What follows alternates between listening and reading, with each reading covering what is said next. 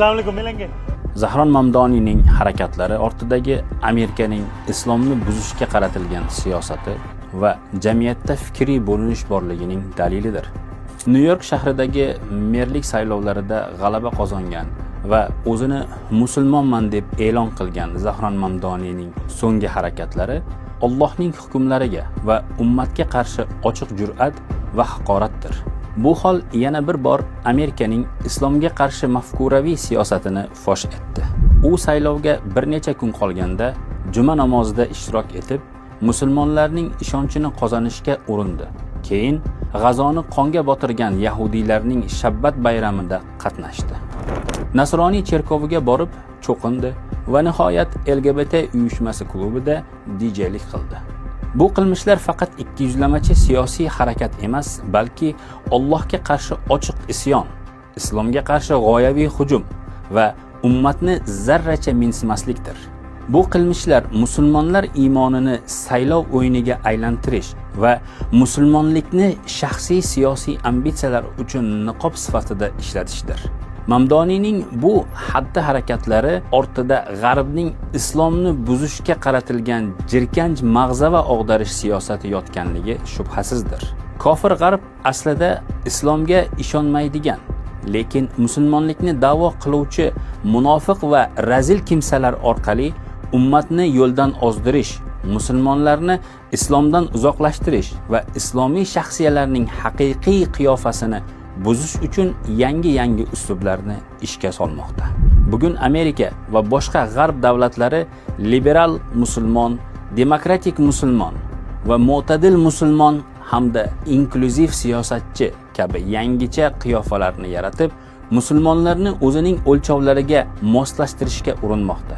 Ular ummatni Allohning shariati asosida hayot kechirish g'oyasidan uzoqlashtirib, kufr tuzumi bo'lmish demokratiyani islom bilan uyg'un ko'rsatishga harakat qilishmoqda. Alloh subhanahu va taolo aytadiki: "Innallazina yakfuruna billahi va rusulihi va yuriduna an yufarriqu baynallohi va rusulihi va yaquluna nu'minu bi ba'din va nakfuru bi ba'd va yuriduna an yattakhidhu bayna dhalika sabila ulaika humul kafiruna haqqan wa a'tadna lil kafirina 'azaban muhina." Albatta Alloh va uning rasullariga ishonmaydigan, Alloh va uning rasullari orasini ajratishni xohlaydigan va ayrimlariga ishonamiz, ayrimlariga ishonmaymiz deydigan hamda iymon bilan kufr o'rtasida ora yo'lni tutishni istaydigan kimsalar ana o'shalar haqiqiy kofirlardir. Bunday kofirlar uchun xor qiluvchi azobni tayyorlab qo'yganmiz. Demak, islomni noto'g'ri yoki boshqaruvga yaroqsiz degan va demokratiyani to'g'ri deb unga e'tiqod qilgan har qanday inson, u musulmonman desa ham Allohning dinidan chetda hisoblanadi. Zero demokratiya insonni qonun chiqaruvchi qilib ko'rsatadigan tuzum bo'lib, qonun chiqarishlikning yolg'iz Allohga xoslaydigan islom aqidasiga tamoman ziddir.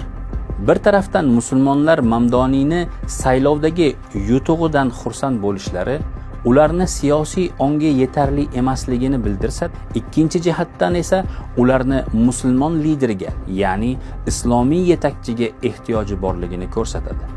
Shunga ko'ra islomiy siyosat ummatni Allohning shariati bilan boshqarish, har qanday kufr tuzumini ildizi bilan yo'q qilish va islom saltanatini qayta tiklashdir.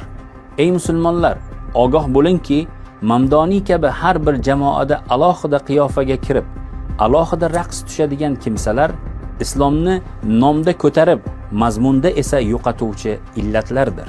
Mamdoniyning musulmon niqobi ostidagi siyosiy firibgarligi albatta xatardir. Ammo bundan-da kattaroq xatar musulmonlar bu qiyofa ortidagi aqsh siyosatini, mafkuraviy zaharini anglamasliklaridadir.